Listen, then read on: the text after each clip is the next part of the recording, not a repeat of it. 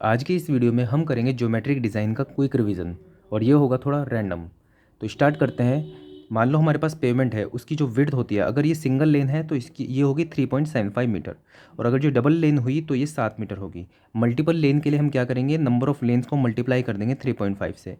जैसे मल्टीपल लेन में अगर जो 4 लेन की हमारे पास पेमेंट है तो उसको हम क्या करेंगे, 4 इंटू 3.5 करेंगे तो ये हो जाएगा 14 मीटर। आगे बढ़ते हैं, हॉरिजॉन्टल कर्व की बात करते हैं। एल एस आगे यहाँ पे, तो ये है length of horizontal curve, transition curve.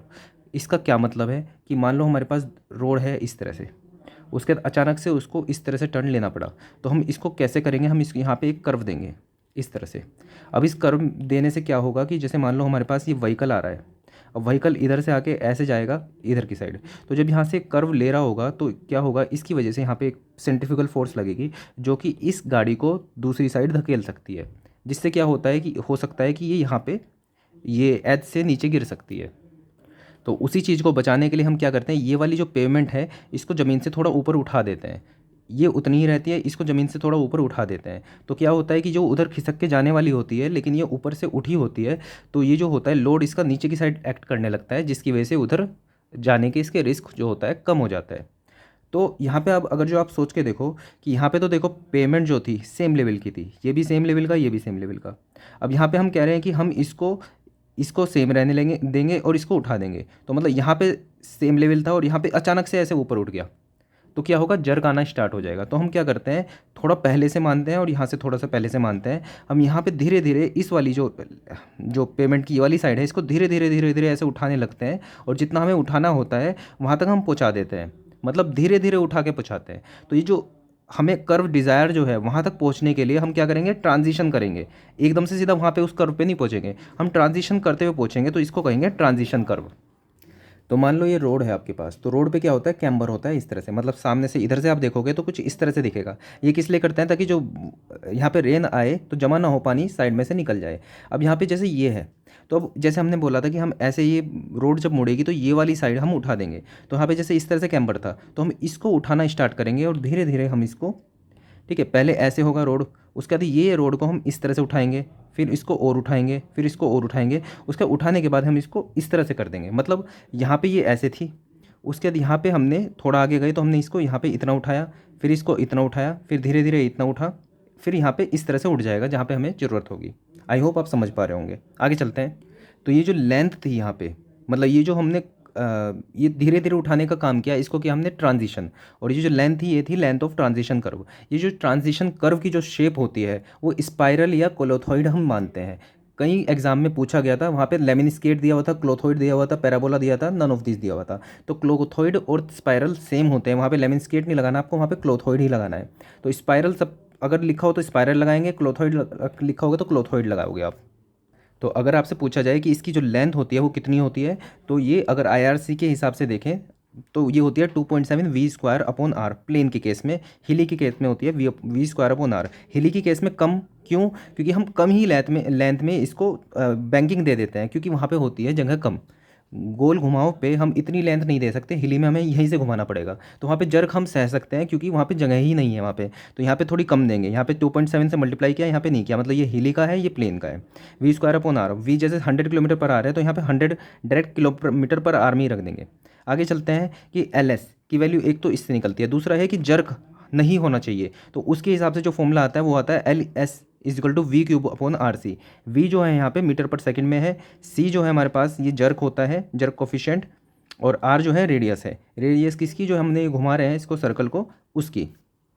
अब ये समझो कि वी अगर जो मीटर पर सेकंड में है, ठीक है, अब इसको किलोमीटर पर आर में लगाना है हमें, तो 3.6 से डिवाइड करना पड़ेगा 3 बार, 1.3.6 1/3.6, ठीक है। तो ऐसे, तो अगर हम इसे किलोमीटर पर आर में रखना चाहें तो इस 3.6 को मल्टीप्लाई करके रखना पड़ेगा। तो ऐसे मान लो 1/4 1/4 1/4, 16 16 से 64, नीचे आया 64, ऊपर आया 1, मान लो ये 50 होता तो कितना आ जाता है, 0.02 ठीक है। तो इस तरह से याद रखेंगे। देखो यहाँ पे आएगा 0.0215, क्योंकि यहाँ पे 4 नहीं था, वहाँ पे था 3.6। तो इस तरह से आपको ये याद भी रहेगा कि 0.0215 आना है। अगर आप भूल जाओ तो 5 से डिवाइड करके देख लेना, तो आपको ये याद आ जाएगा कि 0.2 था कि 0.02 था। ये था याद करने का तरीका। तो एल एस इजल टू 0.0215, यहाँ पे वी जो है किलोमीटर पर आवर में रखेंगे। अच्छा, सी की वैल्यू जो होती है वो निकालने का तरीका होता है 80/75 प्लस वी, और इसकी सी की वैल्यू 0.5 से 0.8 तक वेरी करती है। वी हम किलोमीटर पर आवर में रखेंगे। आगे चलते हैं। 3 तरह के ग्रेडियंट होते हैं, रूलिंग ग्रेडियंट, लिमिटिंग और मैक्सिमम ग्रेडियंट और एक्सेप्शनल ग्रेडियंट। ग्रेडियंट क्या होता है कि हम जो रोड को हम इस तरह से उठा रहे हैं, अभी तक हमने हॉरिजॉन्टल कर्व में ऐसे साइड वाली साइड से पेमेंट था, उसके बाहर वाली साइड को ऊपर उठाया था। यहाँ पे क्या है कि हम जैसे मान लो हम ऐसे जा रहे थे, अब हमें ऊपर जाना पड़ गया, तो ये जो ग्रेडियंट हुआ, ये जो उठाना हुआ, इसको हम कहेंगे ग्रेडियंट। अब इसकी भी लिमिट है कि हम ऐसा नहीं है कि सीधा हम इसको ऐसे सीधा खड़ा कर देंगे, गाड़ी चढ़ेगी नहीं। तो इसका क्या है, इसकी एक लिमिटिंग इसकी रेंज है, उसको कहते हैं हम रूलिंग ग्रेडियंट। मतलब इससे ज़्यादा ग्रेडियंट हम नहीं दे सकते नॉर्मल कंडीशन में, ये मैक्सिमम ग्रेडियंट होता है। लेकिन कभी कभी ऐसा होता है कि हिली एरियाज़ में हमें देना ही पड़ता है थोड़ा ज़्यादा ग्रेडियंट, नहीं तो बहुत लंबी लेंथ हो जाती है, उतनी जगह है ही नहीं हमारे पास, क्योंकि हम जो रोड है वहाँ पर पहाड़ को काट काट के बनाते हैं। तो इसलिए लिमिटिंग और मैक्सिमम हम हिली में यूज़ करते हैं, लेकिन ये शॉर्टर स्पैन के लिए। और कहीं कहीं पे तो ऐसा होता है कि इससे भी हमें ज़्यादा देना पड़ जाता है, उसको कहते हैं एक्सेप्शनल। लेकिन यहाँ पे ये है कि इसका एक कंडीशन है कि ये 100 मीटर से ज़्यादा लेंथ के लिए हम इसको इतने हाई ग्रेडियंट पे नहीं रखेंगे। तो ये था रूलिंग, लिमिटिंग और एक्सेप्शनल। याद करने का तरीका बता देता हूँ। आपको इन सब की वैल्यू अलग अलग याद नहीं रखनी है, आपको एक ही बारी में याद रखनी है। कैसे? पहला आएगा 3.3, आप पहले ये टेबल याद रखोगे, टेबल ऐसे बना लोगे। 3.3 ये 4 के आसपास है, तो यहाँ पे 5% आएगा, यहाँ पे 6% आएगा। ये 5 ऊपर जाएगा, ये 6 ऊपर जाएगा, तो यहाँ पे आएगा 5%, यहाँ पे आएगा 6%, और यहाँ पे आ जाएगा 7%। अब ये ऊपर जाएगा, ये ऊपर जाएगा, तो यहाँ पे 6 ना आके यहाँ पे 6.7% आएगा, यहाँ पे 7% आएगा, और यहाँ पे आएगा 8%। तो आपको सिर्फ ये याद रखना है, उससे आप ये चीज़ बना सकते हो। मतलब अब एग्जाम में अगर जो लिमिटिंग का आपको पूछ लिया जाए ये वाला केस, तो आप 6% बता सकते हो, आपको अलग से याद नहीं रखनी है। अच्छा, केस क्या क्या है? ये है रूलिंग ग्रेडियंट बताया, लिमिटिंग ग्रेडियंट और एक्सेप्शनल ग्रेडियंट। और ये क्या है? प्लेन। अगर प्लेन कंडीशन है तो 3.3% ग्रेडियंट दे सकते हैं हम। लेकिन अगर जो माउंटेनियस एरिया आ गया तो उस केस में 5% देंगे। अच्छा, ये क्या चीज़ है कि देखो 3000 मीटर से ज़्यादा एलिवेशन है, मान लो 3000 मीटर हाइट पे हमारे पास रोड है, उससे ज़्यादा पे रोड है तो 5% दे रहे हैं, उससे कम है तो हम थोड़ा ज़्यादा भी दे सकते हैं। कारण क्या है? देखो यहाँ पे हाइट ज़्यादा है तो ऑक्सीजन हुई कम। ऑक्सीजन अगर जो कम हुई तो डीजल और पेट्रोल जो होगा ढंग से ऑक्सीडाइज नहीं होगा, ढंग से बर्न नहीं करेगा, तो उस केस में एनर्जी होगी ही नहीं।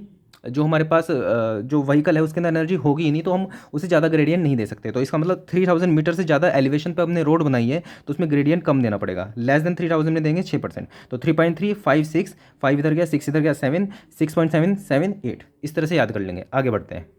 अब आते हैं ग्रेड कंपनसेशन पे। देखो रोड ऐसे सीधी जा रही है, ठीक है। अब रोड को मोड़ना भी है और रोड जो है ऊपर उठ भी उठना है। तो इस केस में क्या होगा कि अभी हमने बताया था कि हम इस तरह से रोड को उठाएंगे, लेकिन अगर जो साथ में घूम भी रही है रोड, तो क्या होगा उस केस में कि व्हीकल तो सीधा जाना चाहता है, लेकिन व्हीकल घूम भी गया तो व्हीकल के पास इतनी एनर्जी नहीं होगी, वो सीधा उसके टायर जाना चाहेंगे, लेकिन ये घूम जाएगी तो उसकी पूरी जो हार्स पावर है वो इधर की साइड नहीं लग पाएगी। तो उसकी वजह से हम चाहेंगे कि ये जो ग्रेडियंट हमने माना हुआ है उससे थोड़ा कम दें अगर ये गोल घुमाव हो गया, क्योंकि वहाँ पर व्हीकल के अंदर उतनी एनर्जी नहीं होगी। तो इसलिए हम ग्रेड कंपनसेशन करते हैं कि उस केस में हमने अगर जो 5% मान के चले हैं तो 5% से थोड़ा कम देंगे अगर जो घुमाव पे हमारे पास ग्रेड आ गया तो इसके अंदर क्या आता है 30R plus R upon R, 30 plus R upon R और 75 अपॉन आर। ठीक है, रेलवे होता है तो 70 अपॉन आर। ऐसे याद रखो कि ग्रेड कंपनसेशन जो रेलवे है उसमें इतना ढलान होता ही नहीं, ढलान उतना ज़्यादा नहीं होता तो कम ही कंपनसेशन होगा। ठीक है, तो 70 अपॉन आर रखा है यहाँ पे, और यहाँ पे क्या 75 अपॉन आर। बड़ी कन्फ्यूजन होती है इसके अंदर, ऐसे याद रख लेना। तो ये और ये लगभग यही यूज़ होगा, क्योंकि मिनिमम की वैल्यू पूछी है, ये लगभग आर की वैल्यू जब हम पुट करेंगे तो ये इस वाली वैल्यू से ज़्यादा ही निकलेगी हमेशा। अब यहाँ पे समझो कि अगर आर की वैल्यू 45 से कम डाली, हमने 45 मीटर से कम डाली, मान लो 40 डाली, तो ये जाएगा 70 अपॉन 40, और ये क्या होगा 75 अपॉन 40। तो उस केस में हम ये लेंगे, वरना 45 मीटर से ऊपर ही अगर जो हम आर की वैल्यू लेंगे तो यही मिनिमम आएगी, इसलिए हम यही वाली वैल्यू लेते हैं। तो ये हुआ ग्रेड कंपनसेशन। अच्छा, कंपनसेटेड ग्रेडियंट क्या होता है कि मान लो 5% हमें देना था, लेकिन घुमाव की वजह से हमें कम देना पड़ा, तो कंपनसेशन कितना, क्या इतना। अच्छा, बाद में ग्रेडियंट कितना देना पड़ा, तो माइनस कंपनसेटेड ग्रेडियंट, मतलब ये 4.2, 4.3 इस तरह से आ सकता है। अच्छा, एक और चीज़ याद रखना कि ये 4% से कम नहीं कर सकते। मतलब अगर जो 4% का ग्रेडियंट है तो मतलब इतना है कि अगर घुमाव भी आ गया तो कोई दिक्कत नहीं है, तो उससे और कम नहीं करना है, तो 4% मिनिमम है।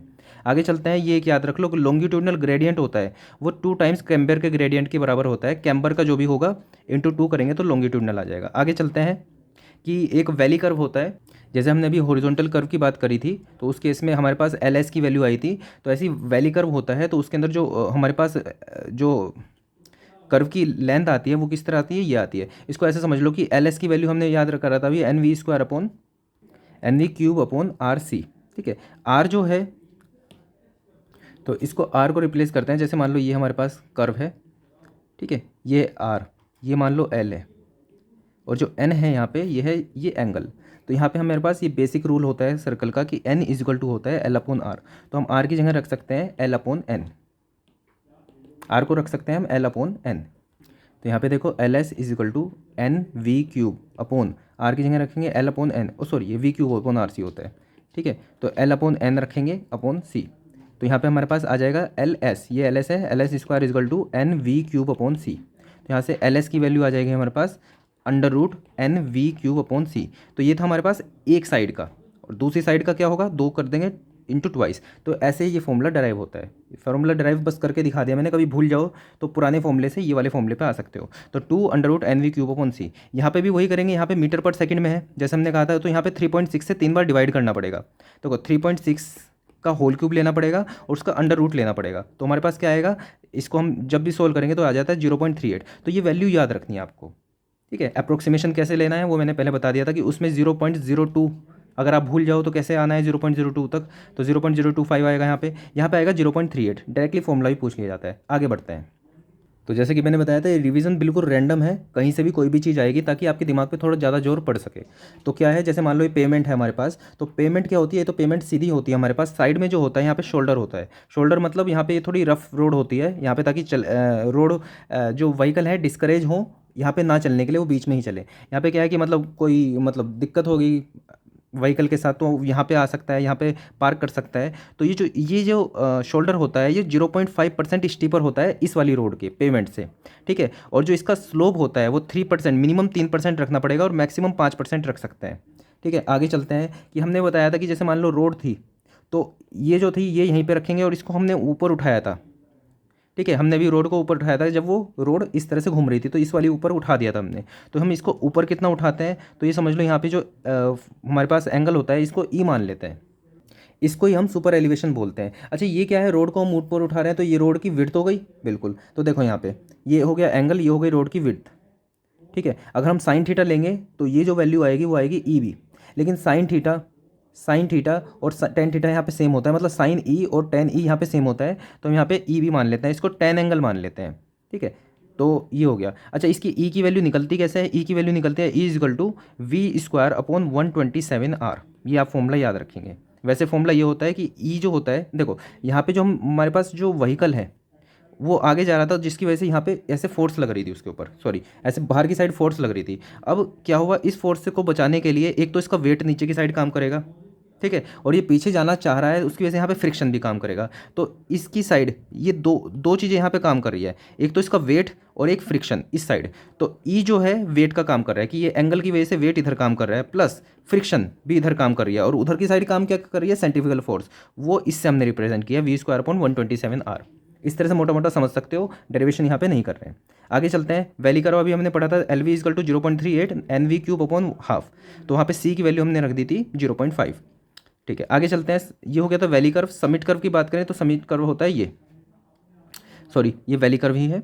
तो इसके अंदर जो, जैसे कि हमने हॉरिजॉन्टल कर्व में देखा था कि दो फॉर्मूले हमने यूज़ किए थे, 2.7 वी स्क्वायर अपॉन आर भी हमने यूज़ किया था, और एल एस का फॉर्मूला हमने दूसरा यूज़ किया था क्या, N V cube upon R C, ये भी यूज़ किया था। तो ऐसे यहाँ पे वैली कर्व का फॉर्मूला एक तो हम यूज़ करते हैं 0.38 एन वी क्यूब की पावर 1/2, और दूसरा हम यूज़ करते हैं N S square upon 1.5 0.035 S, ये है स्टॉपिंग साइड डिस्टेंस।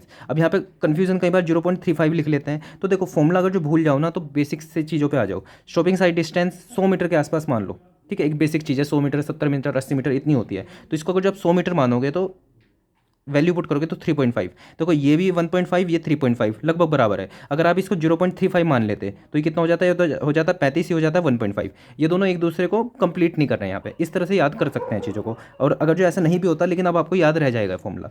आगे चलते हैं कि हाँ, इसके अंदर जो हम यहाँ पे जैसे मान लो गाड़ी आ रही है वैली कर्व में, इधर से गाड़ी आ रही है, दूसरी गाड़ी है, तो यहाँ पे जो हेडलाइट, ठीक है, यहाँ पे हेडलाइट से हम देखते हैं इसको, दूसरी गाड़ी को। तो इसके डेरिवेशन में जो हम यहाँ पे आइज़ का जो लेवल मानते हैं ज़मीन से, वो 0.75 मीटर मानते हैं दोनों का ही। तो 0.75 मीटर डायरेक्टली पूछ लिया जाता है। अब अगर हम बात करें समिट कर्व की, समिट कर्व क्या, ये वैली कर्व तो हो गया, ये समिट कर्व हो गया। ये देखो आइडियल जो होता है समिट कर्व, वो होता है सर्कुलर, लेकिन हम देते क्या है, पैराबोलिक। इसको याद रखो, आइडियल होता है सर्कुलर, देते हम पैराबोलिक। अब इसको समझो कि एल की वैल्यू जो होती है वो होती है NS²/4.4, ये होती है LS। अच्छा, अगर जो ये स्टॉपिंग साइड डिस्टेंस दे रखी है तो ये आएगा, और अगर जो ये दे रखी है ओवरटेकिंग साइड डिस्टेंस तो आएगा NS²/9.6। ठीक है, अगर स्टॉपिंग साइड डिस्टेंस की वैल्यू कम है लेंथ ऑफ कर्व से तो हमारे पास फॉर्मूला आएगा ये। अगर स्टॉपिंग साइड डिस्टेंस की वैल्यू लेंथ ऑफ कर्व से ज़्यादा है तो आएगा ये। इसको इससे कैसे बनाएंगे, एक तरह से इसका डेरिवेटिव मान लो। ठीक है, तो LS की वैल्यू क्या आएगी, NS²/4.4 है। ठीक है, इसको डेरिवेट करोगे तो 2S आ जाएगा, 2S लिख दो सामने, और इसको उल्टा कर दो 4.4N। ठीक है, जैसे इसको देखो, NS²/9.6 याद है आपको, डेरिवेशन किया 2.2S माइनस, इसको उल्टा कर दिया 9.6/N, ऐसे याद रख लेंगे। अच्छा, जैसे हमने ये कहा कि यहाँ पे गाड़ी के जो यहाँ से लेवल है, आंखों का लेवल है ज़मीन से, वो 0.75 मीटर माना, तो यहाँ पे क्या मानेंगे हम, यहाँ पे हम मान के चलते हैं जब स्टॉपिंग साइड डिस्टेंस की बात करते हैं तो स्टॉपिंग साइड डिस्टेंस में क्या होता है, एक गाड़ी होती है, दूसरा यहाँ पे ऑब्स्टेकल होता है। तो यहाँ से हम इसको जो मानते हैं यहाँ पे, वो मानते हैं 1.2 मीटर, और पत्थर की जो हाइट मानते हैं वो मानते हैं 0.15 मीटर। ये भी डायरेक्टली क्वेश्चन में पूछ लिया जाता है।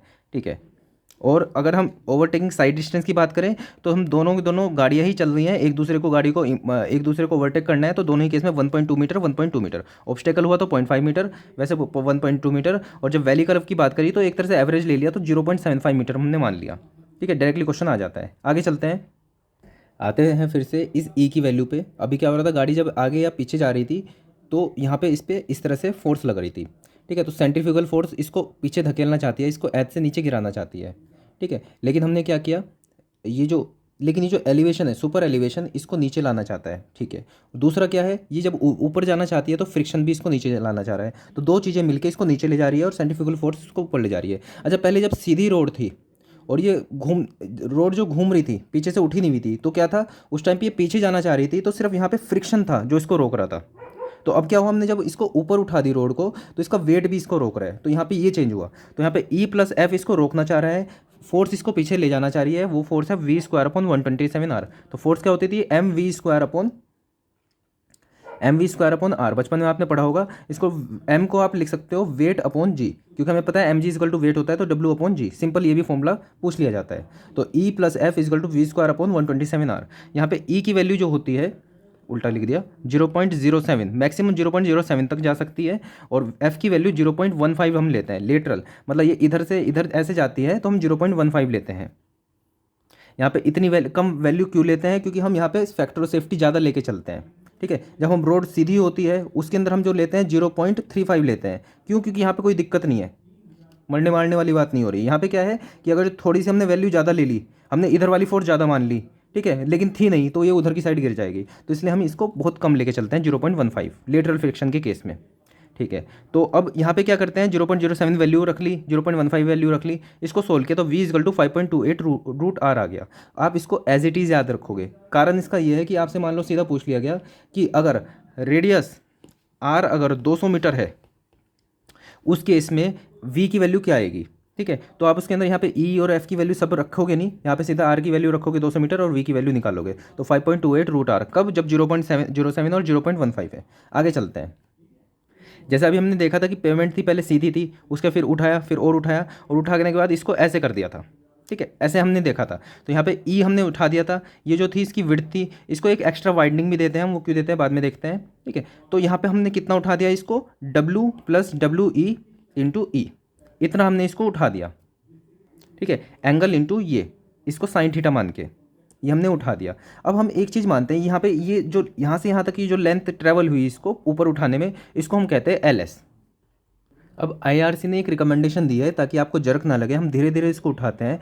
उसने ऐसे बोला है कि अगर जो प्लेन एरिया है, हिली एरिया नहीं है, उस केस में क्या होगा कि हम जब इसको इसको एक उठाने के लिए हम इसको एन आगे चलेंगे, मतलब एन आगे चलने में हम इसको एक उठाएंगे। तो एक उठाएंगे जब एन आगे चलते हैं, ठीक है। अच्छा, यहाँ पे उठ कितना है, W plus W E into E, और आगे कितना चल रहा है, एल एस, ठीक है। तो एक उठाने के लिए एन आगे चल रहा है, कितना ऊपर उठ रहा है, W plus W E into E, और कितना आगे चल रहा है, एल एस। तो यहाँ से एक और फॉर्मूला आ गया एल एस का, L S is equal to W plus W E into N. यहाँ पे एन की वैल्यू होती है 150 अगर प्लेन टेरेन है, और अगर जी ये मॉन्टेनियस हुआ तो उस केस में इसको 60 लेंगे, मतलब 1:60, और अगर जी अर्बन हुआ तो इसको लेंगे 1:100। सिंपल। आगे बढ़ते हैं। अब हमारे पास एल एस के 3 फॉर्मूले हो गया, एक तो ये हो गया, दूसरा फॉर्मूला हो गया L S equal to V cube upon R C, और तीसरा फॉर्मूला हो गया L S equal to 2.7 V square upon R, जो कि प्लेन में है, और अगर जो हिली की बात हुई तो वी स्क्वायर अपॉन आर, ये हो गया हिली के केस में। आगे चलते हैं। प्लेन टेरेन के अंदर हम 7% मानते हैं इसको, जो अभी हमने पढ़ा था, एफ की सॉरी ई की वैल्यू मानी थी, तो ई की वैल्यू हम 7% मान के चलते हैं, मतलब 0.07। अगर ये हिली है तो ये 10% मान लेते हैं, और अर्बन के केस में इसको 4% मान लेते हैं, ठीक है। अभी हमने देखा था कि रोड थी, रोड को हम एक्चुअल में इस तरह से हम कैम्बर दे के रखते हैं इसको, ठीक है, ताकि जो ड्रेनेज हो पानी का हो जाए, ठीक है। तो अभी कैम्बर की कंडीशंस है कि किस कंडीशन में हम कितना देते हैं। फिर से मैं कहूँगा सबकी वैल्यू अलग याद नहीं रखनी है, पूरा टेबल याद रखना है ताकि आपको बाकी सारी वैल्यू भी आपको याद रहें।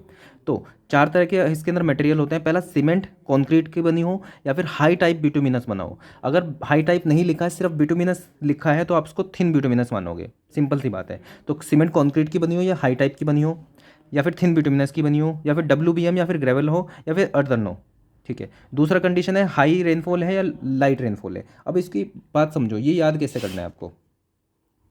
तो पहले सवाल ये कि अगर ये कंक्रीट का हुआ, एक तो है कंक्रीट का, दूसरा क्या है, अर्दन का हुआ, तो दोनों ही केस में देखें, अगर जो पानी है, पानी किस केस में ड्रेनेज जल्दी हो जाएगा, तो ऑब्वियस सी बात है सीमेंट पे से जल्दी से रिपट के पानी ड्रेन हो जाएगा। लेकिन अर्थन अगर जो हुआ तो यहाँ पे ये सोक करने की कोशिश करेगा, इसलिए हमें यहाँ पे जो इसका एलिवेशन है, इसका जो ग्रेडियंट है, कैम्बर जो है वो ज़्यादा हाइट पे, मतलब ज़्यादा ग्रेडियंट पे हमें देना पड़ेगा। तो देखो यहाँ पे सही है, अर्दन के केस में हम ज़्यादा दे रहे हैं और सीमेंट वाले केस में कम दे रहे हैं। दूसरी चीज़, अगर हैवी रेनफॉल है, पानी ज़्यादा तेज़ी से आ रहा है, तो क्या है, हमें ज़्यादा ज़्यादा देना पड़ेगा, ठीक है, कैम्बर का एलिवेशन। और अगर ये लाइट रेनफॉल है तो कम से भी काम चल जाएगा। तो देखो, हैवी रेनफॉल में ज़्यादा दिया, इसमें कम दिया, दो चीज़ें याद आ गई। अब बाकी सारी चीज़ें अपने आप देख लेंगे। तो 2%, 2.5%, 3, 4, यहाँ पे 2, 2.5, 3, और ये 1.7, इस तरह से याद रखेंगे, याद रह जाएगा। आगे चलते हैं, क्वेश्चन देख लेते हैं इसका।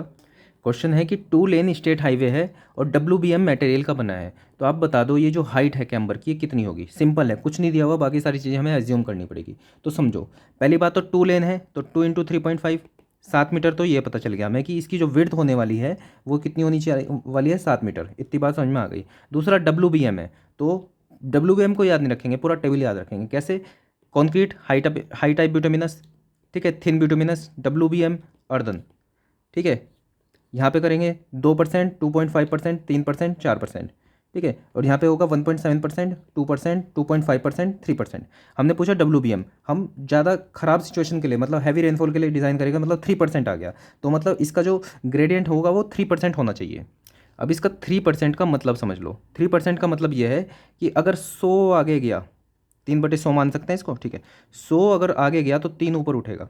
बात समझ में आ रही है, मतलब यहाँ पे 100 आगे गया तो 3 ऊपर उठेगा। इतनी बात समझ में आई, ठीक है। हमसे पूछा है ये हाइट कितनी होगी। अच्छा, पहले ये देख लो, ये टोटल हाइट कितनी थी, टोटल हाइट मतलब टोटल लेंथ थी 7 मीटर, तो ये कितनी होगी, 3.5 मीटर, ठीक है। अब समझो इसको, 100 आगे जाता तो कितना ऊपर उठता, 3, 3.5 आगे गया है तो कितना ऊपर उठेगा, तो 3/100 इंटू 3.5, बिल्कुल बेसिक, ठीक है, हिसाब कर रहे हैं यहाँ पे।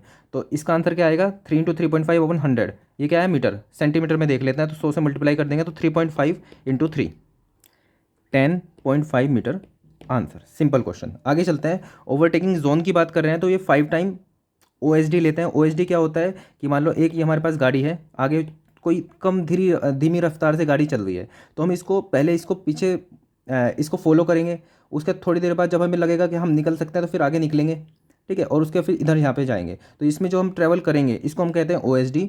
इसके लिए हम अलग से एक एरिया प्रोवाइड करते हैं ताकि हम ओवरटेक कर सके उस, तो वो होता है 5 टाइम OSD। OSD का क्वेश्चन जनरली आता नहीं है क्योंकि बहुत लंबी कैलकुलेशन हो जाती है। आगे चलते हैं, एक्स्ट्रा वाइंडिंग की बात करते हैं। तो इसको एक्स्ट्रा वाइंडिंग को देखते हैं कि देखो जो व्हीकल है हमारा, जब वो मतलब किसी रोड पे घूमता है तो जो आगे वाला जो टायर है वो तो फॉलो करते हैं पाथ को, लेकिन जो पीछे वाले हैं वो इधर कम रेडियस पे ही घूमते हैं। ठीक है, उसकी वजह से इस वाले टायर को तो हम थोड़ा सा बाहर की साइड लेके जाते हैं ताकि ये इधर की साइड ना गिर जाए। तो उसकी वजह से हमारे पास जो रोड होती है उसको थोड़ा एक्स्ट्रा वाइडनिंग करनी पड़ती है हमें। तो ये होती है मैकेनिकल वाइडनिंग। इसका जो फॉर्मूला होता है NL²/2R। दूसरा हमारे पास एक टेंडेंसी होती है कि एजिस पे चलने की, बाहर की साइड चलने की, तो इसलिए हमें वहाँ पे भी एक्स्ट्रा वाइडनिंग देनी पड़ती है। तो V/9.5√R ये क्या है हमारे पास, साइकोलॉजिकल वाइडनिंग। तो इन दोनों को ऐड करते हैं तो हमारे पास टोटल WE की वैल्यू आ जाती है कि हमें एक्स्ट्रा कितनी, मतलब ये 7 मीटर तो है, इससे हम थोड़ी एक्स्ट्रा देनी पड़ेगी। क्यों? दोनों के इसके लिए, एक तो होगा मैकेनिकल वाइडनिंग और दूसरा साइकोलॉजिकल वाइडनिंग। ठीक है, V की यहाँ पे km/h में वैल्यू रखेंगे। सो इस रैंडम रिवीजन में मैंने काफ़ी चीज़ें कवर करने की कोशिश की, काफ़ी चीज़ें कवर हो भी गई है, कुछ छूट भी गई हैं। सो आई होप आपको अच्छी लगी होगी वीडियो। Thank you.